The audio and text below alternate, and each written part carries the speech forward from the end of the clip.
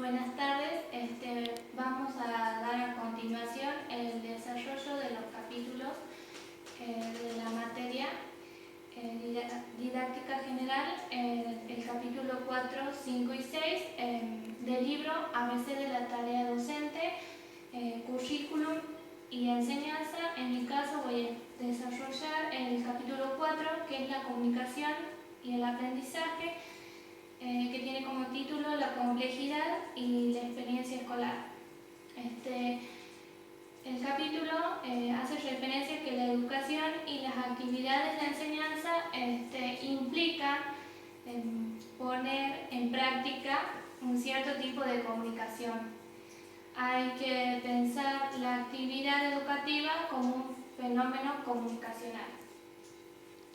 Bueno, las cuestiones centrales que tiene este capítulo es la complejidad de la comunicación y los mensajes escolares. También la relativa independencia que hay entre lo que se enseña y lo que se aprende. También los factores y las características específicas que definen a la comunicación educativa.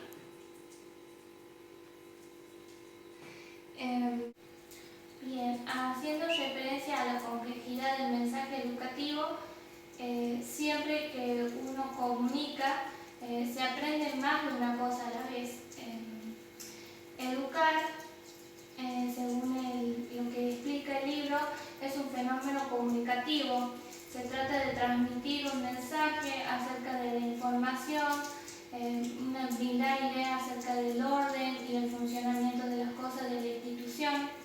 También, cuando se habla de educación como un fenómeno comunicacional, se suele presentar el modelo creado por Shannon, que es un esquema simple. Este modelo lo solemos pensar a la comunicación como un movimiento de un mensaje desde un emisor hacia un receptor a través de un canal de transmisión. En este caso, el docente es la fuente del mensaje y el alumno es el destinatario. Entonces, la comunicación educativa es optimizada y asegura la recepción del mensaje, lo cual esto implica disminuir los ruidos que se presentan en la comunicación. Esto presenta varios problemas, porque la comunicación educativa es una compleja red donde todos son al mismo tiempo emisores y receptores. La comunicación supone dos procesos más que el de transmitir información, y también se trata de almacenarla, procesarla y elaborarla. Estos no son contenidos explícitos, lo único que se comunica es un mensaje social de una cosa más a la vez, y cada vía de comunicación donde se presta atención a la palabra, a la postura corporal, a la distancia, a los gestos. Es decir, que todo tiene su propio código o su propio lenguaje. En la transmisión sistémica que se produce en la escuela, los mensajes son múltiples. Complejos, provienen de diversas fuentes. Además, los mensajes explícitos también deliberados. Además de los mensajes explícitos y los deliberados, hay otros que son menos explícitos, que definen la relación entre lo que se comunica, que son los metamensajes. Son los mensajes que se transmite el mensaje, no son conscientes de cierta porción de lo que comunicamos. Es decir, que el docente debe aprender a comunicar cosas a sus estudiantes, y también deben aprender a comunicarse acerca de la comunicación, es decir, metacomunicar. Es importante porque es lo que permite dar cuenta del estado de la comunicación, de las percepciones y de los sentimientos que participan en una comunicación. Es decir, que el mensaje educativo siempre es doble. Habla de algo específico mientras que está hablando de otra cosa a la vez, pero los estudiantes no aprenden solo lo primero, sino que todo se aprende y se enseña al mismo tiempo. La comunicación educacional articula siempre dos tipos de mensajes. Un mensaje relativo al contenido y un mensaje relativo a la definición de lo que se va a comunicar. Cada uno de los participantes tiene su propia forma de transmitir, almacenar y procesar el mensaje. En el complejo intercambio, la actividad central del docente es enseñar al alumno a aprender. Pero, ¿qué es aprender? En la vida todos necesitamos ayuda para adquirir un complejo conjunto de habilidades, saberes y modos de relacionarnos. La forma que tenemos para preparar a las personas para participar de los intercambios sociales es crear un sistema de comunicación de influencia educativa, pero si la asistencia educativa existe es porque los seres humanos nacemos con cierto potencial de desarrollo. El propósito de la educación es brindar a los aprendices la ayuda necesaria para alcanzar los niveles de evolución del desarrollo.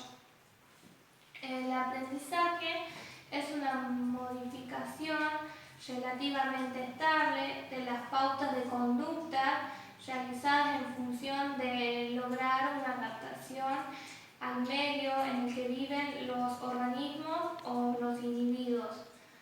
Estas conductas pueden ser tanto como de acciones externas físicas observables o también como las internas mentales no observables.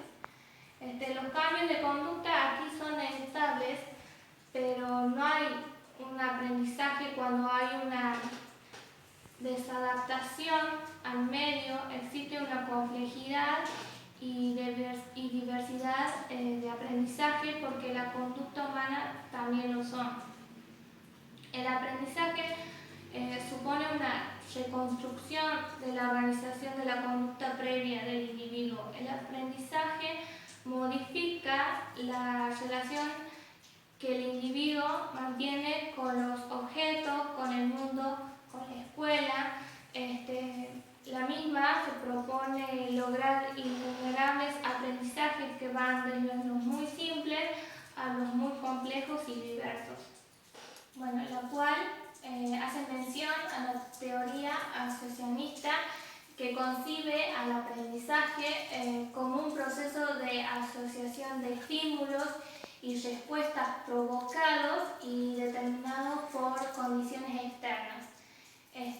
No consideran aspectos de la estructura interna del individuo, es decir, que el sujeto aprende cuando establece conexiones estables frente a ciertos estímulos que se les presentan, que pueden ser refuerzos positivos o negativos, con los que el medio premia o castiga la conducta aprendida.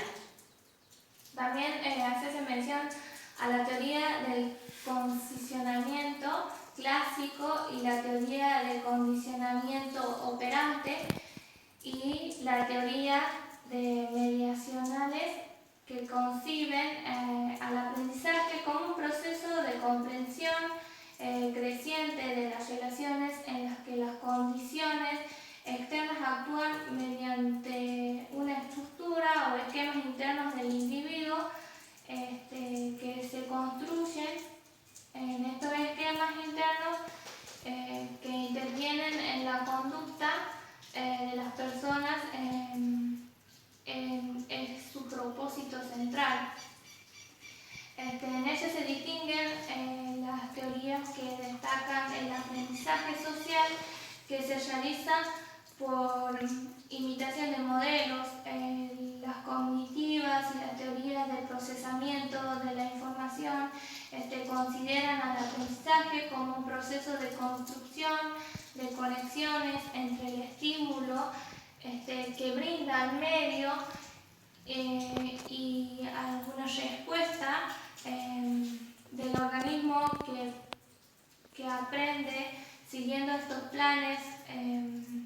Es decir, que el alumno es considerado un productor de la conexión frente a los estímulos del medio y del conocimiento, como el producto de una elaboración del sujeto y no una mera copia de la realidad. Es decir, que las teorías de aprendizaje brindan explicaciones necesarias pero no suficientes. Muchos educadores siguen manteniendo la creencia en la posibilidad de establecer una transición directa entre los descubrimientos de la psicología del aprendizaje y de la enseñanza. El concepto de aprendizaje es un requisito indispensable para cualquier estrategia de la enseñanza. Pero sin embargo no es posible obtener una indicación precisa sobre qué y cómo enseñar a partir de una teoría del aprendizaje.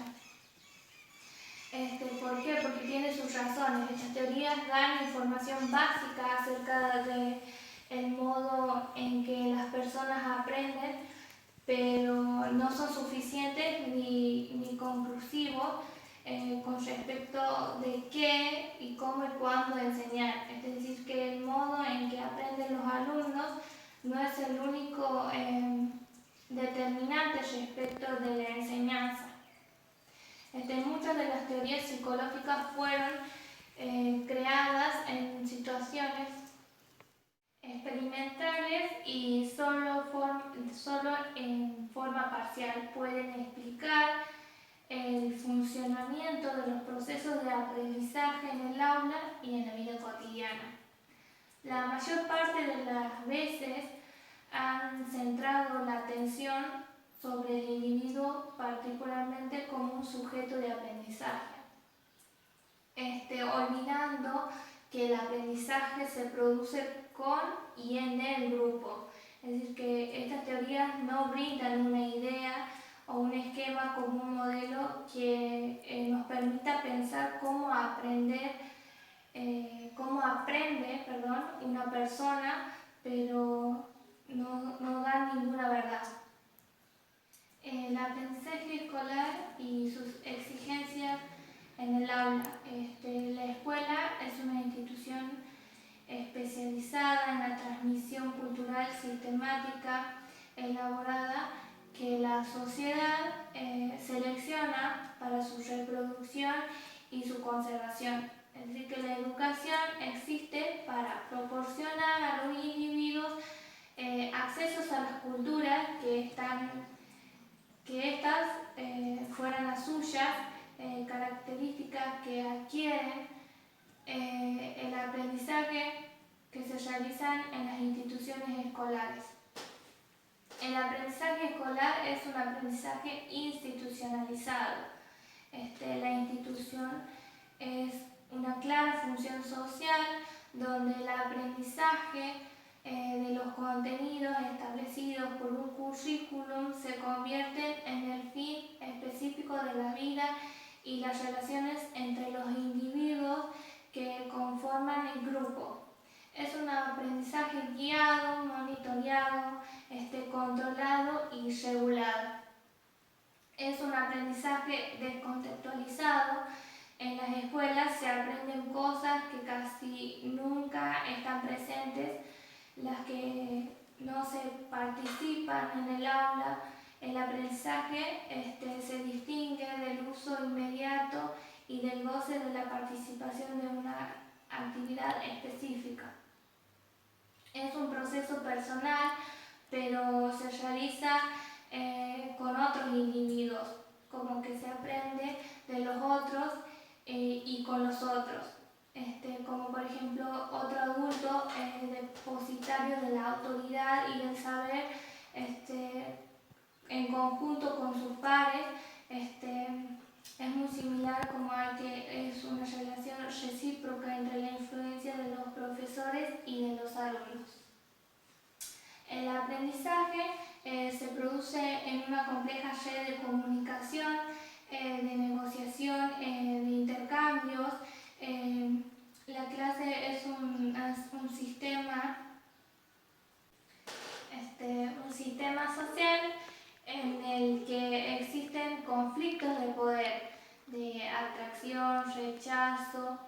Es un aprendizaje múltiple, complejo y contradictorio.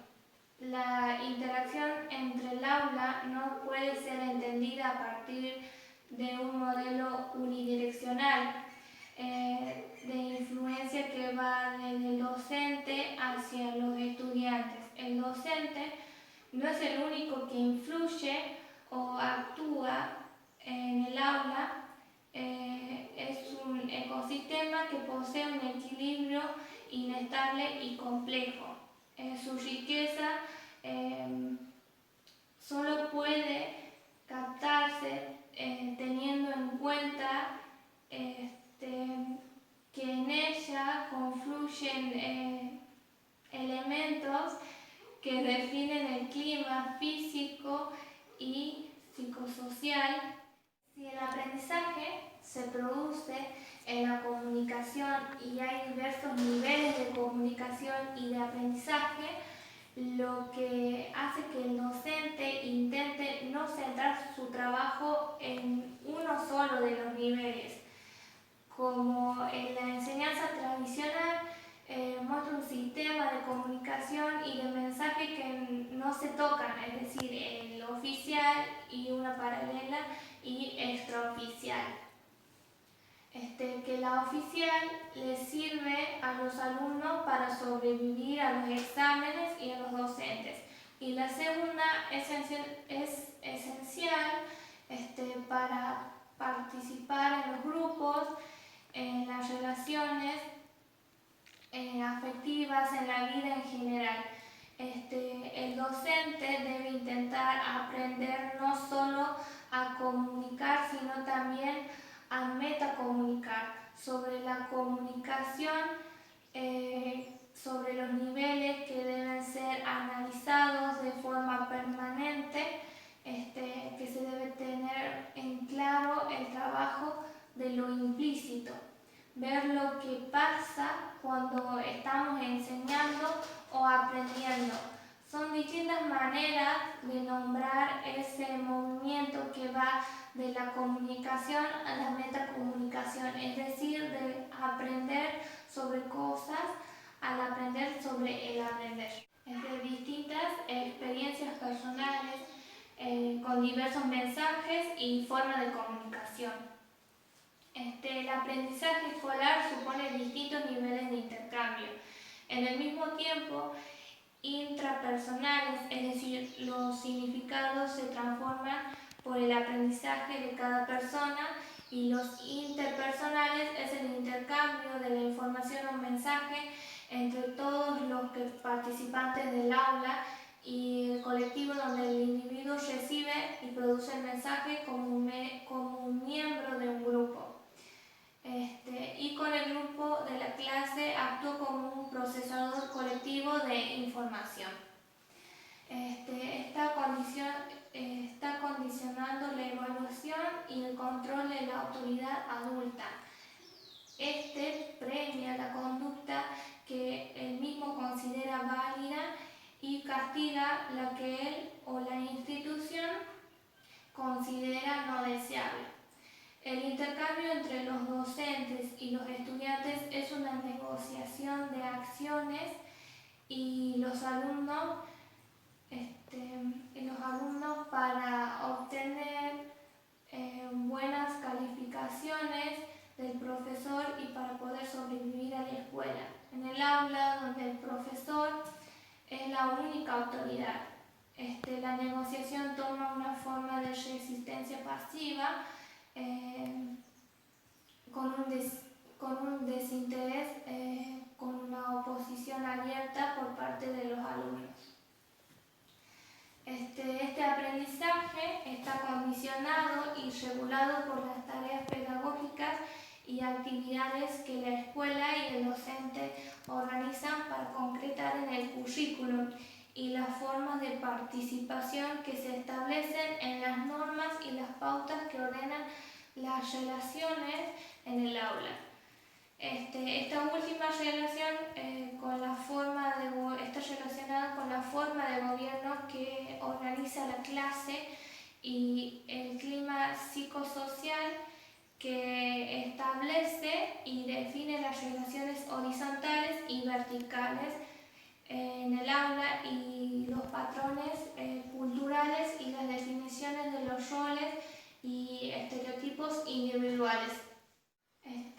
A continuación, para pensar en la enseñanza es una actividad práctica que se propone dar la forma a la experiencia educativa para ordenar la influencia que se ejerce sobre los estudiantes, porque es evidente que según el modo en que se concibe y se explica la vida del aula, se deriva una forma de actuar o de organizar las tareas de enseñanza, lo que provoca que tengamos una pregunta de cómo pensar y cómo organizar las actividades de enseñanza vista de la complejidad de los procesos de aprendizaje y comunicación que establece la escuela. Si el aprendizaje se produce en la comunicación y hay diversos niveles de comunicación y de aprendizaje, lo que hace que el docente intente no centrarse en su trabajo solamente, sino que... Buenas tardes, mi nombre es Belis Dayana y voy a dar a continuación el capítulo 5, Enseñanza y Filosofía de la Enseñanza. La enseñanza es una actividad, un hacer y una práctica. Es una actividad en la que debe hacer al menos dos personas, pues tiene que ser en dos personas, una de las cuales posee un conocimiento o una habilidad y la otra no posee. La primera intenta transmitir esos conocimientos o habilidades y la segunda es esos conocimientos o habilidades a la segunda persona, estableciendo entre ambas una cierta relación a fin de que la segunda los adquiera. La relación entre enseñanza y el aprendizaje es un concepto de enseñanza que depende siempre del concepto del aprendizaje.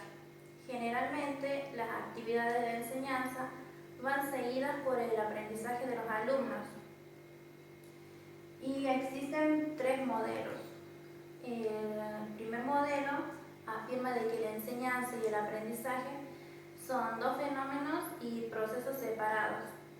Podemos aprender sin que nadie nos enseñe y también podemos enseñar sin que nadie aprenda algo. El segundo se habla permanentemente del proceso de enseñanza y aprendizaje, que las actividades de enseñanza tienen como correlación a la producción de aprendizajes, pero por lo cierto es que la enseñanza y aprendizajes son procesos diferentes. En el tercero, la enseñanza existe como actividad y como conceptualización porque el aprendizaje ocurre, pero ambos procesos no se identifican necesariamente.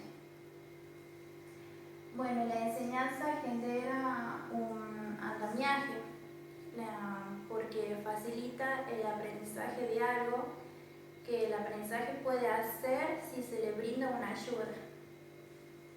Los adultos guían el aprendizaje del niño mediante la proporción de ayudas.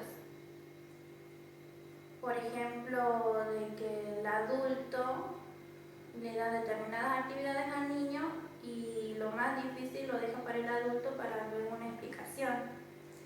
Y según las definiciones de Lawrence Steinhaus, la enseñanza enseñanza es la promoción sistemática del aprendizaje mediante diversos medios. Bueno, ¿qué quiere decir? De que las actividades de práctica de enseñanza afirman en un sentido sostenido y determinando una influencia social sobre los aprendices.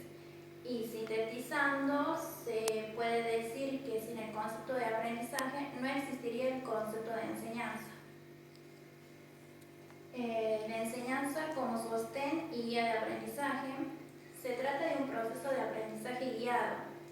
La educación es una forma de dialogar en el que el niño aprende a construir imágenes, herramientas para interactuar con el mundo. Y el niño asume esas capacidades simbólicas, técnicas y afectivas que le permiten acceder al mundo de la cultura con el pensamiento y de la vida social y de la política. Existen 4 factores en todo el proceso de enseñanza. La primera es de que una persona o personas que se ubican o son ubicadas en el papel del aprendiz.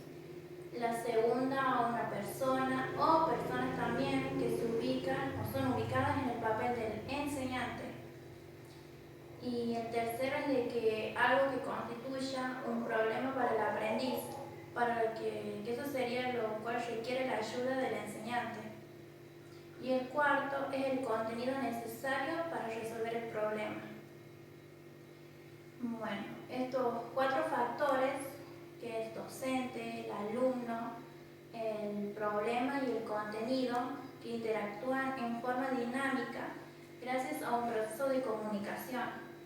El aprendiz logra resolver un problema cuando establece relaciones significativas entre los recursos que le ofrece el docente, que sería el contenido y el problema que lo cuestiona también. Nunca hay un problema cuando lo que no es considerado o definido como problema depende de la perspectiva. Es decir, que el docente puede considerar como problema sus alumnos que no alcancen de comprender o de sentir, y a la inversa también, que sería lo que el alumno puede pasar totalmente inadvertido para el docente. Lo que define al docente experto es saber qué estrategia, qué recursos y qué contenidos son más efectivos para ayudar a sus alumnos a resolver dicho problema en una situación determinada. En medio de una clase, el docente controla la comunicación observando el trabajo que están realizando sus alumnos y así por medio de preguntas. Bueno, después está el punto de partida en la enseñanza, que es la experiencia, la cultura y el saber de lo que aprenden.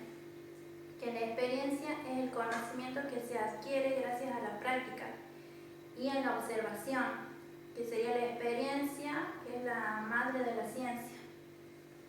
Experimentar implica probar y examinar prácticamente una cosa, construir experiencias, obtener conocimientos a través de la práctica y la observación.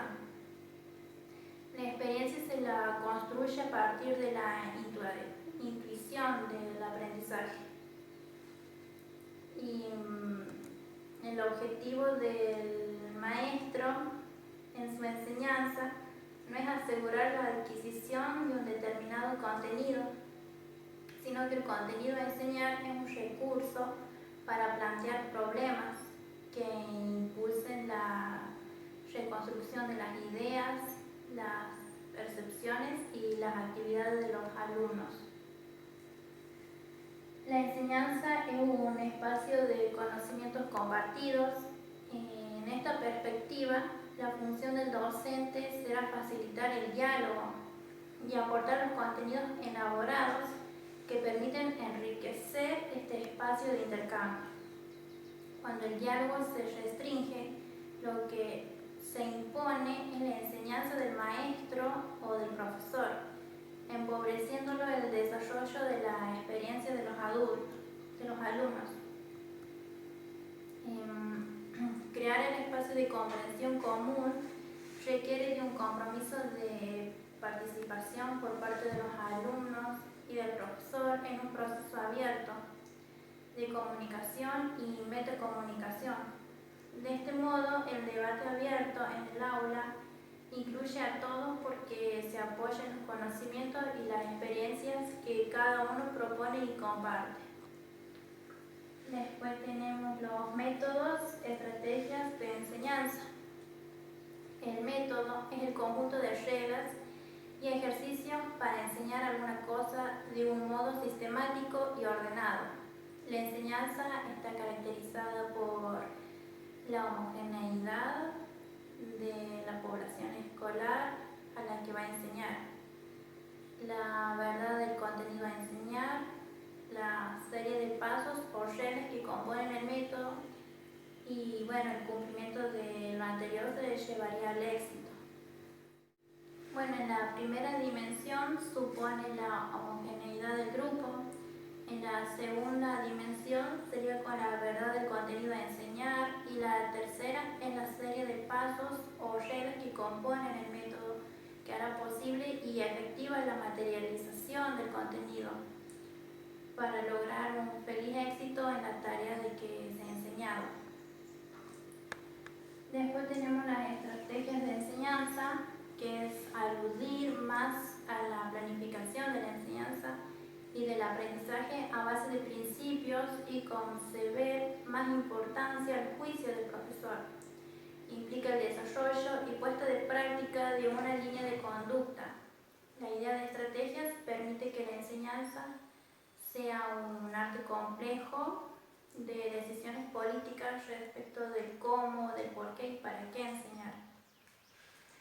Después están las aclaraciones sobre la didáctica y las didácticas, que es donde desconfiamos de la validez de los pasos y métodos universalmente válidos y afirmamos también de que las nociones centrales para abordar de la tarea de enseñar son estrategias y no tácticas, son cuestiones políticas y no solamente problemas técnicos. Y también, bueno, eso significa que no existan problemas técnicos ni instrumentales en la tarea de enseñanza. El docente debe aprender y mejorar sus técnicas o métodos de enseñanza si quiere ser eficaz en la ayuda y la guía de la tarea que realizan sus aprendices, porque todo método y toda didáctica derivan y se asientan en afirmaciones políticas, sociales y culturales. Y a continuación es la filosofía de la enseñanza, que cada filosofía de la enseñanza presenta una relación determinada entre el nivel de la intervención o el nivel de la acción, que sería cómo se debe enseñar. Después está la enseñanza es una actividad técnica. La enseñanza es una ciencia aplicada. Bueno, desde esta perspectiva se intenta otorgar la práctica de enseñanza el carácter riguroso y fundamentando de una ciencia aplicada. Esta perspectiva busca la práctica de la enseñanza, de la improvisación y el sentido común de una etapa precientífica en la que el empirismo docente obstaculiza e impedía el desarrollo óptimo de la enseñanza. La enseñanza debe organizarse en función de objetivos precisos. Los objetivos de educación se formulan teniendo en cuenta las problemáticas propias de los alumnos, la vida contemporánea, fuera de la escuela, la naturaleza de las materias de la enseñanza, la psicología del aprendizaje y una filosofía o conjunto de valores. El problema es cómo formular estos objetivos para que sirvan realmente de guía de práctica para la acción, para la selección de experiencias de aprendizaje y así poder guiar la enseñanza.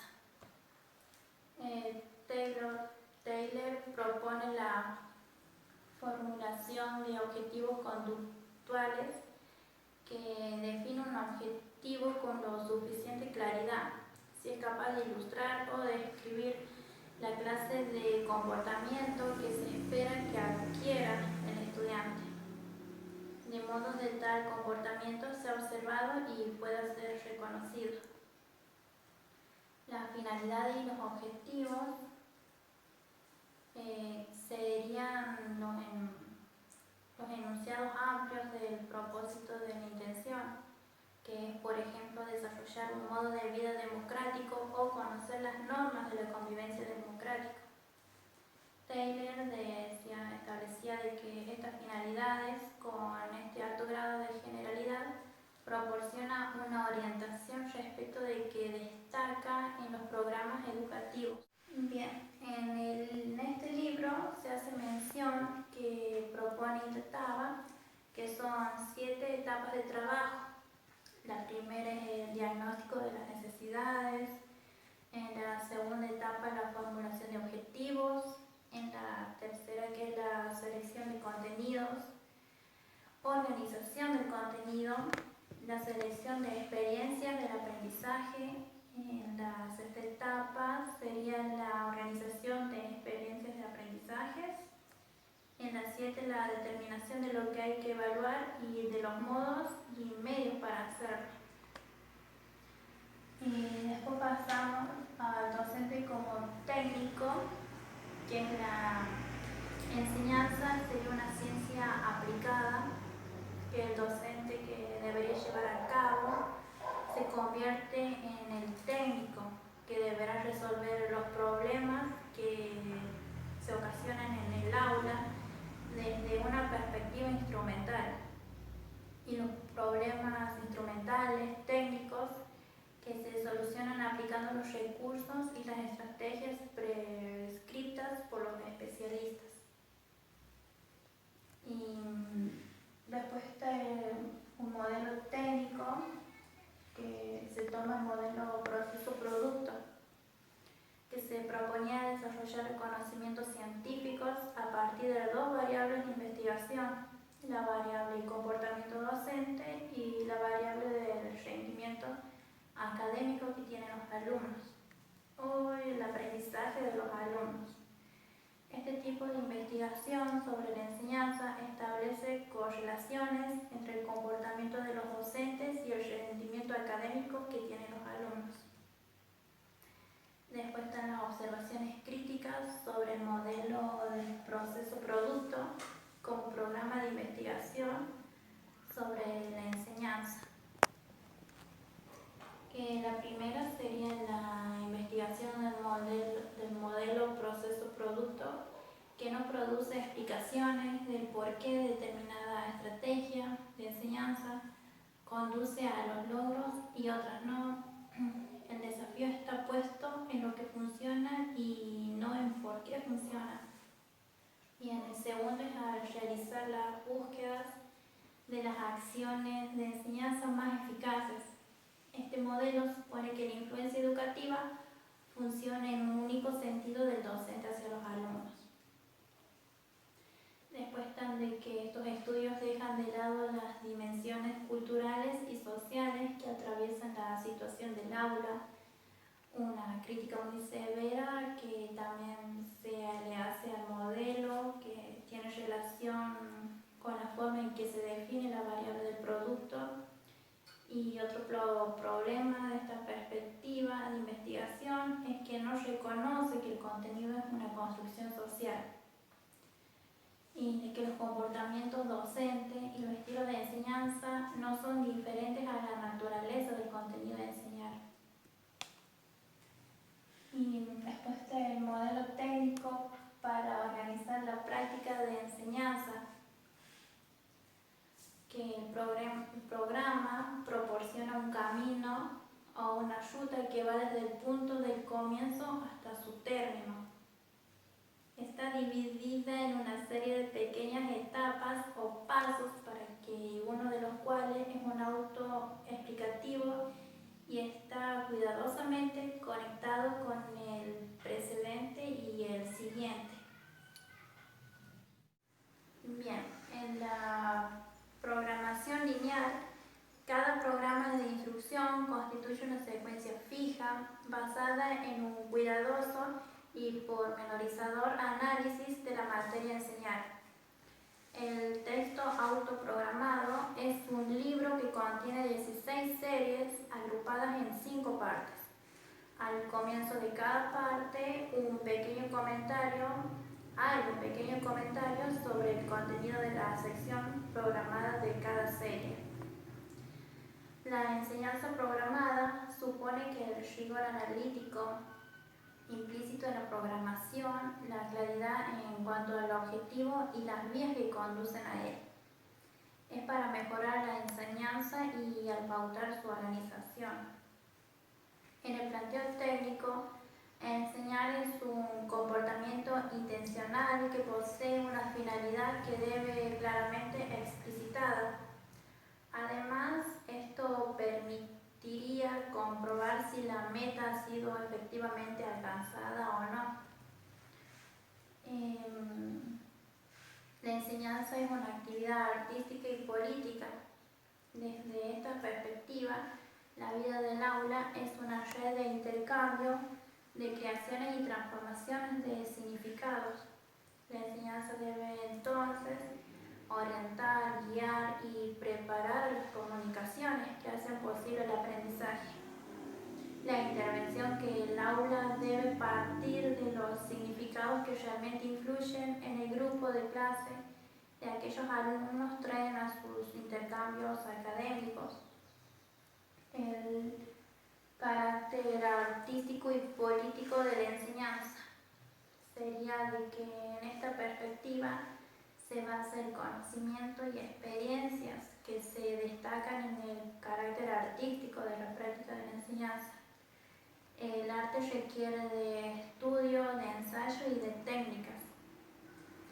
Las características del modelo que propone Stenhouse es el entrenamiento que se ocupa de la adquisición de capacidades y una preparación con éxito que da lugar a una capacidad para rendimientos. La instrucción se ocupa del aprendizaje de información y una instrucción con éxito da lugar a retentiva. Y la iniciación que se ocupa de la familiarización con los valores y las normas sociales, y también las iniciaciones que son realizadas con éxito, que da lugar a una capacidad para interpretar el entorno social y así anticipar las reacciones de las propias acciones. La inducción supone la introducción en los sistemas de pensamientos, que serían los conocimientos de la cultura, y la inducción lograda que da lugar a la comprensión tal como se pone en manifiesto en la capacidad para captar las relaciones y los juicios que se establecen por uno mismo. En esta concepción acerca de la enseñanza está atravesada por cuestiones técnicas y opcionales de valor, que el docente necesita identificar la calidad de la enseñanza con las pautas y los valores que se desarrollan en la misma actividad de enseñanza y no en la función de que tienen los fines que se determinan externamente. Buenas tardes, profesora. A continuación voy a seguir con el capítulo número 6, que dice planificación de la enseñanza. Aquí, cuando habla acerca de la planificación y la enseñanza, nos preguntamos ¿para qué hacer planes en la escuela? ¿Qué quiere decir eso? Que en la escuela se utilizan diferentes tipos de términos, como por ejemplo plan, planificación, proyecto, programas y diseños. Si nosotros nos ponemos a investigar en el diccionario de la Academia Española, podemos encontrar que estos términos tienen otros tipos de conceptos que quizás no hacen referencia a lo que es la educación. Por ejemplo, si hablamos del plan, estamos haciendo una representación gráfica de un terreno, de una construcción y en cambio, y después tenemos planificación, hace referencia a un plan general. científicamente ordenado y frecuentemente de gran amplitud. Después tenemos el proyecto. El proyecto designo o pensamiento de una ejecución de algo. Después tenemos diseños, que sería la descripción o bosquejo de alguna cosa hecho por palabras. Estos términos, ¿qué quieren decir? Son bastante usuales en el campo de la enseñanza, pero que no corresponde a este tipo del campo educativo. ¿Por qué? Porque nos muestra un interesante cruce de significados. En primer lugar, encontramos la representación como característica común de todos ellos. En segundo lugar, la posibilidad de anticipación. Y en tercer lugar, el carácter de prueba o intento. Después decimos que la calidad representativa se expresa del siguiente modo. El plan es una representación gráfica, por ejemplo, la representación gráfica de un terreno. Luego tenemos el diseño, hace referencia a la descripción hecha con palabras y podemos pensar las palabras en el lugar de las cosas. Tendríamos así la representación de las cosas a través de las palabras. Por su parte, el proyecto es una representación en perspectivas.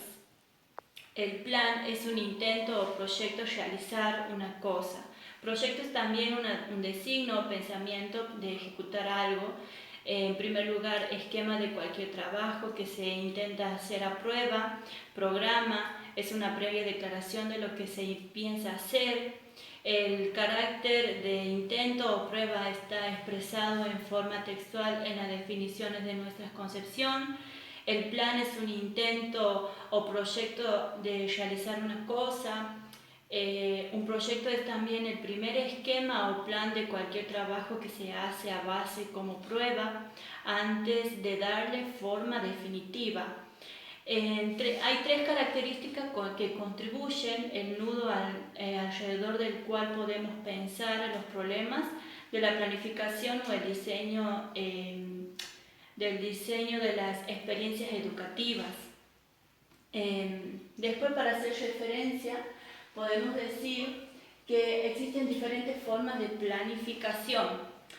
¿Qué quiere decir eso? Que se toma en cuenta cómo es la realidad y se busca plasmar esto de alguna manera anudando la representación y la anticipación. Bueno, para hacer referencia a lo que es la realidad, decimos que el docente se encuentra en una realidad atravesada por múltiples condiciones que favorecen o que obstaculizan su tarea. La complejidad de la situación que enfrenta el hecho de que existen exigencias propias del sistema educativo a las que el docente debe atender y justificar y hacer necesaria la existencia de diseños o planificación de la enseñanza. La tarea del diseño es representar la complejidad de los elementos que intervienen en la situación, pero anticipa cómo será posible desarrollar y orientarlas, dirigirlas o gobernarlas, conservando siempre su carácter a prueba o intento. Existe una pregunta que se hace el sistema educativo, que es ¿qué forma de planificación y diseño se debe de adaptar? Sería, esto depende de cómo se haya definido los demás elementos. Esto quiere decir el contenido, el currículum, el aprendizaje, las comunicaciones en el aula, la enseñanza, la filosofía y demás. Será el tipo de diseño o planificación que se adoptó. Si por currículum se ha entendido de forma dominante el comprendido de los contenidos, sería señalados, es hacer, por ejemplo, un esbozo ordenado de qué cosas habría que transmitir y aprender en forma secuenciada y adecuada para los alumnos. Si por currículum entendiésemos el complejo entramado de experiencias que obtiene el alumno, incluidos los efectos de currículum oculto. El diseño tiene que contemplar no solo las actividades de enseñanza, los profesores, sino también todas las condiciones del ambiente de aprendizaje gracias a lo que se produce esos efectos relacionados y sociales en el aula, en el centro. Estos usos de los textos escolares también tienen mucho que ver, efectos derivados de la técnica y de la evaluación. Después podemos encontrar también encontramos los condicionantes de la planificación. Esto se trata de una mirada que ve el diseño como una guía para el accionar de los docentes, teniendo en cuenta los condicionantes. ¿Cuáles serían los condicionantes? El primero sería la planificación, el segundo sería la planificación nuevamente pero con distintas miradas. La tercera condicionante sería la relación que existe con los distintos niveles de las decisiones y de diseños. ¿Qué quiere decir esto? En el primer condicionante, la planificación no se realiza desde la nada, en abstracto, se desarrolla en circunstancias sociales, institucionales, culturales, en los que la mayor parte de las veces ya se encuentra definido qué es la ciencia, qué es el saber, cuáles son las finalidades de la escuela, qué persigue la misma, cuál es el rol asignado de los docentes y de los alumnos. Si el docente debe adaptar y traducir diseños de programas realizados por especialistas que llegan a través del currículum y de los textos escolares. Los docentes, en este caso, ¿qué tienen? Tienen el margen de tomar decisiones dentro de un aula y de la escuela, pero el interactuar con las instituciones relativamente homogéneas y rutinarias, regula y supervisadas, el currículum es fundamentalmente institucional y defiende el marco bastante estrecho acerca de lo que se debe y lo que no se debe hacer. El punto de partida de una situación dada, pero no debe ser percibido como algo inmodificable, pues esos límites son algunos grados flexibles y transformables. Con mayor grado de ingenio, innovación o creatividad, los docentes diseñan y programan dentro de este marco institucional. Después, para hacer referencia al segundo condicionante de la planificación que realiza el docente, es el carácter complejo de la situación de la enseñanza. Este condicionante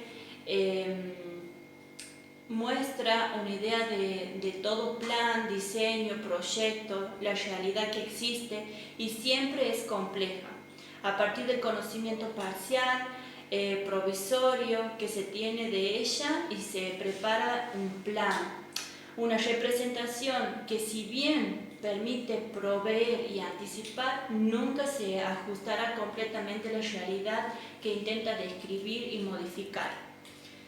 La enseñanza se anticipa o dirige fundamentalmente a partir de ideas regulares, los docentes en ejecución, situaciones y planificación de sus tareas orientadas por ideas muy generales, por instituciones, por imágenes de cómo comportarse, por criterios personales, por supuesto filosóficos y no por leyes exactas o por teorías precisas.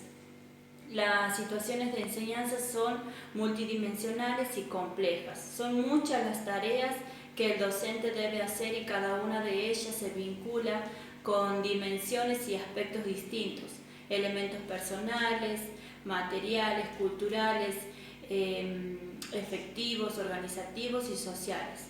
Las situaciones de enseñanza se prestan de manera simultánea e inmediata. Las tareas que un docente debe conducir simultáneamente son variadas y ocurren al mismo tiempo. La enseñanza es una actividad en cierta medida imprescindible. Las prácticas del docente en el aula no pueden predecirse completamente, pues son muchos los factores que intervienen en una situación de diálogo, de la conducta de un alumno o de todo un grupo. Prestar atención a estas cuestiones es lo que nos ha permitido caracterizar la enseñanza como una actividad a la vez como una actividad artística y política. Después, por otro lado, tenemos el tercer condicionamiento de la planificación que realiza el docente. Se relaciona con los distintos niveles de decisiones y de diseños que funcionan en el sistema educativo. Esto quiere decir que los actores que intervienen en el sistema educativo asumen determinados roles y toman decisiones según el nivel en que se encuentren. Identificamos 4 grandes niveles o instancias de decisiones y planificaciones, que serían las micropolíticas y la administración del sistema educativo. En este nivel se regula el currículum y se decide los contenidos y las materias que estudiarán los alumnos. También se homologan los títulos y se organiza el trabajo de las escuelas. En este nivel se toman decisiones al respecto de los perfiles del sistema educativo, su estructura, la especificación de sus áreas, los contenidos mismos y los horarios. Después tenemos institución. En este nivel se desarrolla el proyecto de cada escuela. Se suele tomar decisiones en relación con las metodologías a seguir, las actividades a realizar, la coordinación de contenidos, el agrupamiento de los alumnos, la evacuación y la exigencia, la previsión y el uso de los materiales, la disposición del espacio. También encontramos la evaluación y la exigencia, la previsión, el uso del tiempo, la distribución de las responsabilidades entre los docentes y las relaciones con la comunidad. Después tenemos también la situación de la enseñanza. Ahí el docente debe tomar decisiones en relación con las metas o objetivos a alcanzar, la selección y la secuenciación de los contenidos, las actividades que propondrá el docente, la producción, las exigencias. Después tenemos la participación que propondrá a sus clases, la evaluación, los docentes y cómo motivarán las clases, cómo podrán llevar a cabo el objetivo del que el alumno pueda tomar responsabilidad con respecto a los contenidos de la enseñanza y aprendizaje. También, por otro lado, tenemos los textos y los materiales de la enseñanza. Los textos son las guías que le permite que estén a disposición de los alumnos para que puedan ser accesibles a ellos y así puedan tener mayor información acerca de los contenidos. Los docentes influyen muy fuertemente en la tarea de la planificación. Por otro lado, también tenemos el carácter público, científico y práctico del diseño de la enseñanza.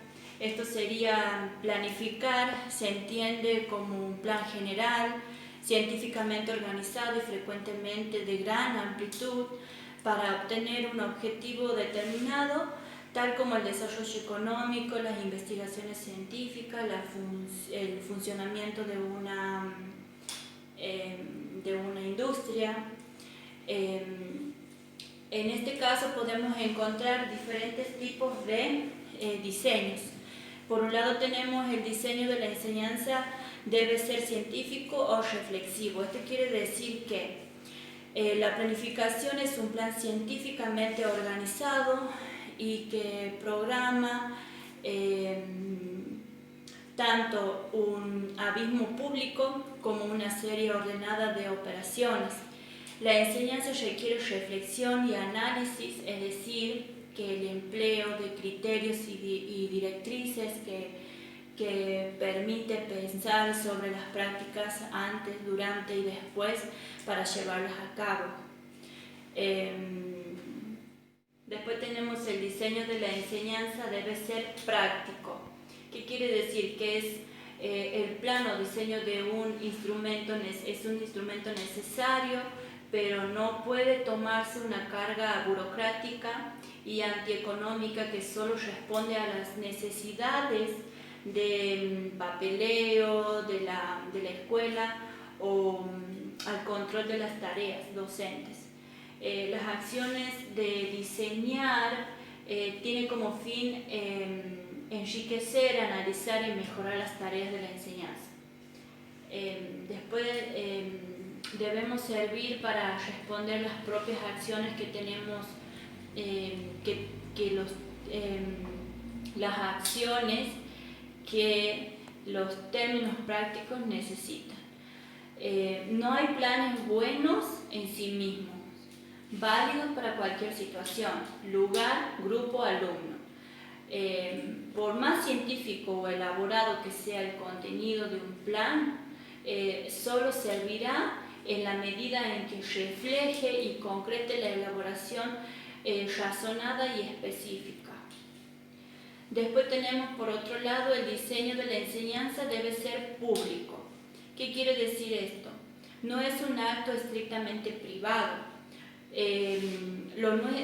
Nuestro sistema educativo, la actividad de planificar está planteada tradicionalmente como un acto individual que realiza cada maestro o cada profesor para organizar las actividades de enseñar que desarrolla con un grupo de alumnos o enseñado una asignatura. Lo cierto es que si la escuela quiere que exista una cierta coherencia en los mensajes de la enseñanza, no deberíamos dejar liberada el buen entendedor iniciativa de cada docente, la accionar de diseñar y planificar. De allí puede entenderse el carácter público abierto a las decisiones y al debate de la planificación. Después tenemos las variables de la planificación de la enseñanza. Estas variables son las cosas o aspectos de la realidad en la que debemos pensar si queremos planificar o desarrollar una actividad sistemática o una enseñanza. Los mitos, objetos y expectativas, y objetivos y expectativas de logro tienen que ver con el sistema educativo. Es decir, las metas y los objetivos suelen aludir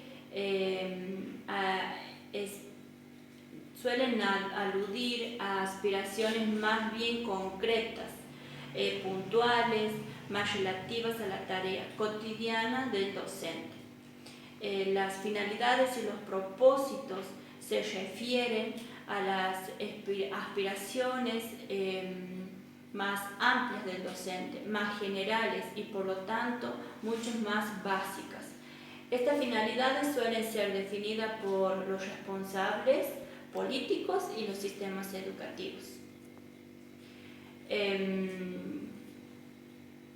Para realizar la selección de los contenidos que efectivamente se requiere presentar a los alumnos, los docentes deben tener conocimiento profundo de los mismos.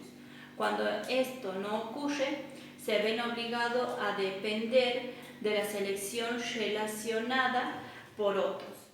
El desarrollo de un tema, la enseñanza de técnicas o actitudes implica una selección de información o de elementos para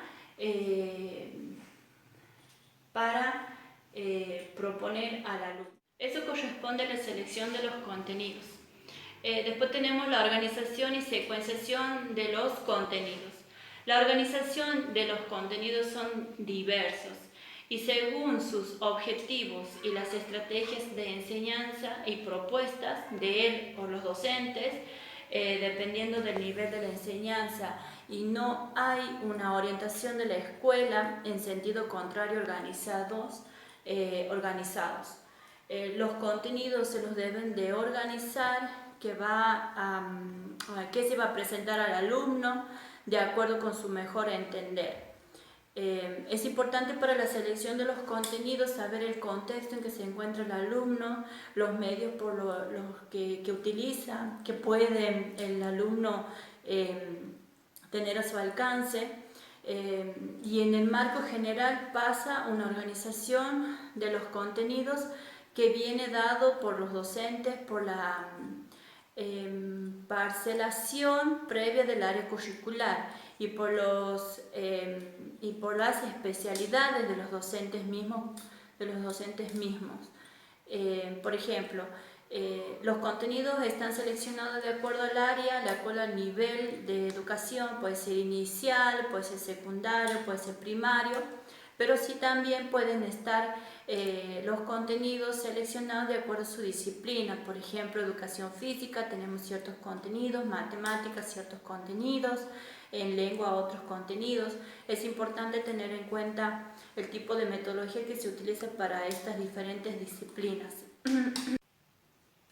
Ir acompañando a cada uno cuando presente dificultades, orientándolos en las tareas en caso de que no puedan ser comprensibles, y también dice que es necesario promover el compromiso, la concentración y las disciplinas que requiere para realizar las actividades. Ya no es algo impuesto por los docentes desde afuera, desde el lugar como autoridad, sino que el alumno lo tiene que tomar ya como una responsabilidad interna, que él mismo debe de tener razonamiento en decir que esas actividades se deben resolver con responsabilidad. Después encontramos la organización del escenario. Esto serían las actividades de la enseñanza que ocurren dentro de un escenario definido por el tiempo disponible para la tarea, el espacio en que se desarrollará y el agrupamiento a la forma en que estén distribuidos los estudiantes dentro de ese espacio. ¿Qué quiere decir esto? Que cuando se dicta una clase se debe tener en cuenta el espacio de la estructura, el número de alumnos con el que cuento yo en esa estructura, el tipo de metodología de enseñanza que voy a utilizar, tomando como recurso ese espacio, los materiales que dispongo en esa aula en este caso. Después tenemos la evaluación de los aprendizajes. Es una experiencia esencial de control en toda institución educativa, pero también es la forma en que el docente puede ir obteniendo información sobre el estado del estudiante en relación al contenido y a los diferentes promovidos por la enseñanza. El docente necesita de dicha información para realizar modificaciones en la tarea propuesta, para incorporar elementos que